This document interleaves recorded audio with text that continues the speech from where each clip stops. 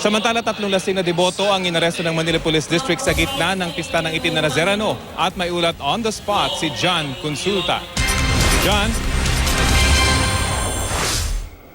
Rafi, 3 lalaki nga ang inaresto ng mga tauhan ng MPD Station 5 matapos mapag-alamang mga debote pala ang mga napakilalang mga deboto ng Itim na Nazareno. Ayon sa MPD, nakasakay sa isang motorsiklo ang 3 nang pagbawalang makapasok sa isang isinarang kalsada sa Maynila na papasok sa Luneta. Dito na raw nagalit ang 3. Pinagbumura ang mga pulis at nagpumilit pa ring makalapit sa Quirino Grandstand. Agad silang hinuli ng mga nagbabantay na pulis. Reklamo ng 3, nasaktan daw sila sa nangyaring pag-aresto. Pero umamin ng 3 na nakainom sila. Nakumpirma sa medical check-up na lasing ang 3. Matapos ngang isagawa, Rafi, itong medical check-up sa 3 inaresto ay binalik sila dito sa estasyon ng MPD Station 5 at inaantabayanan pa natin ang magiging update kung tutuloy silang kasuhan ng ating pulisya. Yan ang latest mula rin sa Quirino Grandstand. Balik sa'yo, Rafi. John, anong posibleng ikaso dito sa mga lasing na ito or papahupain lang yung kanilang kalasingan at palalayain din sila dyan?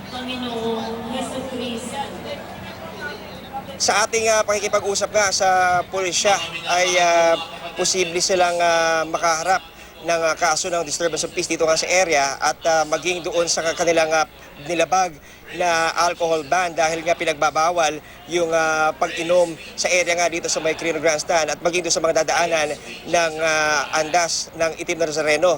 At sa ating pag-aalam ay medyo nagkaroon nga ng sakitan kanina dahil at bumalag itong 3 lalaking ito nang sila ay hulihin ng MPD Station 5. Kung kaya't aantabayan ng Rafi mamaya-maya kung ano ang magiging kahantungan nitong 3 debote o nagpakilala mga deboto ng Itim na Nazareno.